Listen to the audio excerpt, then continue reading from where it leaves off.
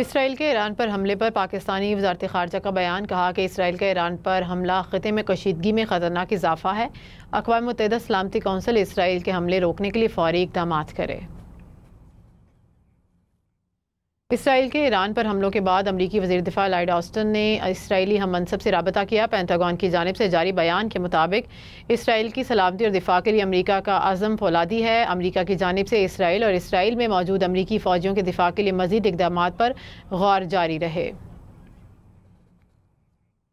سعودی عرب نے اسرائیل کے ایران پر حملے کی مذمت کی ہے۔ سعودی میڈیا کے مطابق سعودی حکام نے کہا کہ فوجی تنصیبات پر حملہ ایران کی خود مختاری اور بین الاقوامی قوانین کی خلاف ورزی ہے۔ سعودی عرب نے تمام فریقین سے کشیدگی میں قابو پانے پر زور دیتے ہوئے عالمی برادری سے تنازع کا خاتمہ یقینی بنانے پر زور دیا۔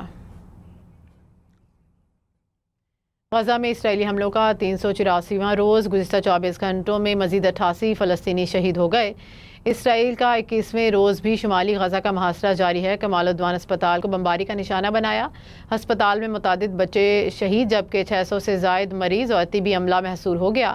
خان یونس پر بمباری میں 14 بچوں سمیت 38 فلسطینی شہید کر دیے گئے۔ الشاطی پناہ گزین کیمپ پر حملے میں 20 فلسطینی شہید ہو گئے۔ اسرائیل نے شمالی غزہ میں 3 فوجیوں کی ہلاکت کی تصدیق کر دی۔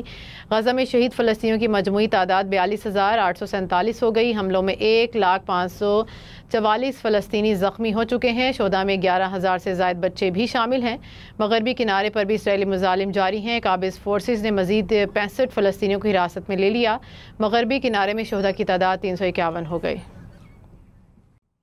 سعودی عرب نے اسرائیل کے ایران پر حملے کی مذمت کی ہے۔ سعودی میڈیا کے مطابق سعودی حکام نے کہا کہ فوجی تنصیبات پر حملہ ایران کی خود مختاری اور بین الاقوامی قوانین کی خلاف ورزی ہے۔ سعودی عرب نے تمام فریقین سے کشیدگی میں قابو پانے پر زور دیتے ہوئے عالمی برادری سے تنازع کا خاتمہ یقینی بنانے پر زور دیا۔ اسرائیل نے ایران پر فضائی حملہ کر دیا۔ تہران، خوزستان اور ایلام میں فوجی مراکز کو نشانہ بنایا۔ حملوں میں 2 ایرانی فوجی شہید ہو گئے۔ ایرانی ڈیفنس سسٹم نے تہران کے قریب 3 مختلف مقامات پر حملوں کو ناکام بنایا۔